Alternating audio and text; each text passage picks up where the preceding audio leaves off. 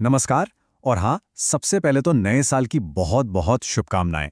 तो चलिए, इस नए साल में एक नई शुरुआत करते हैं और एमपीटेट वर्ग 1, 2 और 3 के लिए एक ऐसी पक्की रणनीति बनाते हैं जो इस बार हमें हमारी मंजिल तक पहुंचा ही दे। तो एक सीधा सा सवाल और शायद सबसे जरूरी सवाल जो इस वक्त हर एस्पिरेंट के मन में होगा, क्या ये साल 2026 वो साल होने वाला है? क्या ये सिलेक्शन का साल होगा? देखिए, जो 2024 में हुआ, 2025 में हुआ, जो भी रिजल्ट रहा, चाहे हम कुछ नंबर से रह गए हों या कोई और बात हो, अब उन सब चीज़ों को पीछे छोड़ने का वक्त आ गया है, एक बिल्कुल नई, एक ताज़ा शुरुआत करने का। और यहीं से हमारी बात का पहला हिस्सा शुरू होता है, एक नई शुरुआत। पता है, साल के पहले दिन में ना एक अलग ही जादू होता है, एक अलग ही ताकत होती है। आज लिया गया कोई भी संकल्प, कोई भी रेजोल्यूशन, वो सिर्फ एक वादा नहीं होता, वो एक जुनून बन जाता है। ये सिर्फ एक तारीख नहीं है, ये एक नए चैप्टर का पहला पन्ना है। चलिए, अब आते हैं अपने दूसरे सेक्शन पर। और सच कहूं तो ये शायद इस पूरी बातचीत का सबसे जरूरी हिस्सा है। ये वो सोच है जो हमारी तैयारी की पूरी नींव रखने वाली है। बस इस एक लाइन को ध्यान से देखिए। इस साल को, 2026 को, मेहनत का वर्ष घोषित कर दीजिए, रिजल्ट का वर्ष नहीं।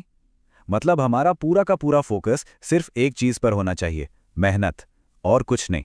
सोचिए ना, जैसे कभी कोई साल ईयर ऑफ एआई कहलाता है तो कभी ईयर ऑफ ग्रेन्स, ठीक वैसे ही हमें अपने लिए पर्सनली इस साल 2026 को नाम देना है मेहनत का वर्ष। ये सिर्फ एक नाम नहीं होगा, ये हमारा मंत्र होगा। ठीक है, तो हमने साल को नाम तो दे दिया मेहनत का वर्ष, पर इस मेहनत को करना कैसे है, इसकी रूपरेखा क्या होगी? चलिए इसे समझते हैं अपने तीसरे सेक्शन में। और सबसे अच्छी बात जानते हैं क्या है? हमारे पास वक्त की कोई कमी नहीं है। पूरे के पूरे 12 महीने हैं। ये बहुत लंबा समय होता है अगर इसका सही से इस्तेमाल किया जाए, एक मजबूत प्लान बनाने के लिए और उस पर अमल करने के लिए। देखिए, कामयाबी का रास्ता इन 4 सिंपल स्टेप से होकर जाता है। सबसे पहले तो एक ब्लूप्रिंट, एक पक्का प्लान बनाइए। फिर बिल्कुल जीरो से, एकदम बेसिक से शुरू कीजिए। सिलेबस को समझिए, चाहे वो बाल विकास हो या आपका मेन सब्जेक्ट। और फिर धीरे धीरे एडवांस लेवल तक जाइए। और हाँ, सबसे जरूरी स्टेप, अपनी पुरानी गलतियों से सीखना ताकि हम उन्हें फिर से ना दोहराएं। गलतियों से सीखना ना, ये सिर्फ कहने की बात नहीं है।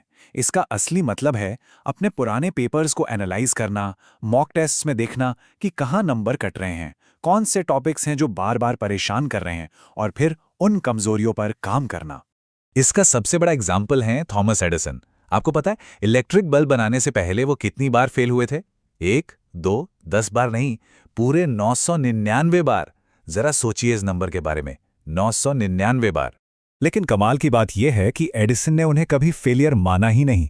उन्होंने कहा, मैं फेल नहीं हुआ, मुझे बस 999 ऐसे तरीके पता चल गए हैं जिनसे बल्ब नहीं बनता। बस यही सोच का फर्क था जिसने पूरी दुनिया को रोशन कर दिया। अच्छा, प्लान बना लेना एक बात है, लेकिन उस प्लान पर रोज चलना, हर दिन चलना, वो बिल्कुल दूसरी बात है। तो हमारा चौथा सेक्शन इसी कंसिस्टेंसी, इसी निरंतरता की शक्ति पर है। या ना, 2 तरह की सोच होती है। एक तरफ है वो सोच जो हमेशा चिंता करती है, एग्जाम कब होगा, नोटिफिकेशन कब आएगा। ये वो चीजें हैं जो हमारे कंट्रोल में हैं ही नहीं। और दूसरी तरफ है वो सोच जो एक्शन लेती है, मैं अपना सिलेबस कैसे खत्म करूं, मैं और बेहतर कैसे हो सकता हूं। ये हमारे कंट्रोल में है और हमें चुनना है कि हमें अपना वक्त और एनर्जी कहां लगानी है। एक बात हमेशा याद रखिएगा, एक टीचर के तौर पर असली ट्रेनिंग उस दिन शुरू नहीं होती जिस दिन ज्वाइनिंग लेटर मिलता है। नहीं, असली ट्रेनिंग उसी दिन शुरू हो जाती है जिस दिन हम तैयारी करने का फैसला करते हैं। ये जो अनुशासन है, ये जो समर्पण है, सब्जेक्ट की ये जो गहरी समझ है, यही तो एक बेहतरीन टीचर की असली पहचान है। और जब तैयारी इस लेवल पे पहुंच जाए कि रोज 8-10 घंटे पढ़ना नॉर्मल लगने लगे, जब जिस दिन पढ़ाई ना हो उस दिन एक बेचैनी सी होने लगे, जब मेहनत करने में ही मजा आने लगे, तब समझ जाइए कि सिलेक्शन अब सिर्फ एक फॉर्मेलिटी है, सफलता तो मिलनी ही है।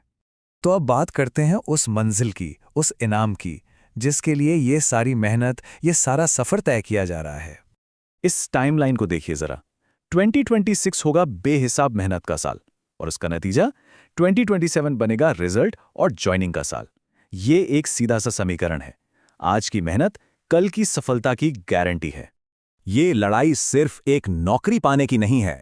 असल मकसद है एक ऐसा टीचर बनना, एक ऐसा द्रोणाचार्य बनना जो अपने स्टूडेंट्स को, अपने अर्जुन को खुद से भी बेहतर बनाने का हुनर और जज्बा रखता हो। सोचकर देखिए, एक टीचर का सबसे ताकतवर लेसन क्या होता है? उसकी अपनी कहानी, आपके संघर्ष की, आपकी मेहनत की और फिर आपकी कामयाबी की ये कहानी आने वाले न जाने कितने स्टूडेंट्स के लिए सबसे बड़ी प्रेरणा बनेगी। तो आखिर में बस एक ही सवाल है, क्या इस साल अपनी मेहनत की हर लिमिट को तोड़ने के लिए, अपने कंफर्ट जोन से बाहर निकलने के लिए और वो कर दिखाने के लिए तैयार हैं जो शायद आज तक कभी नहीं किया?